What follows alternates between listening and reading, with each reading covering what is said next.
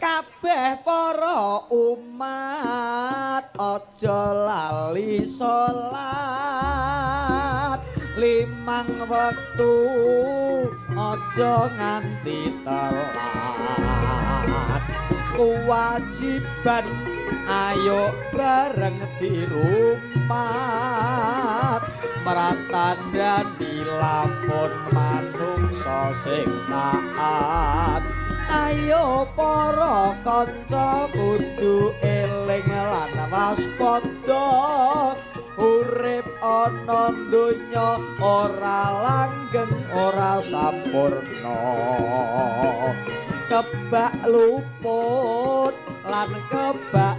dosa mula kanca ayo nyuwun pangapura ya Allah kula nyuwun ngapura sekataing dosa kawula dosanipun tiyang sepuh kula lan dosanipun sedaya manungsa ya Allah kula mboten pantes ing suwarga nanging kula mboten kiyat ing neraka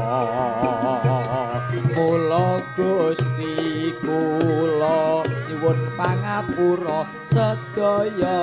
lepat lan dosa kawula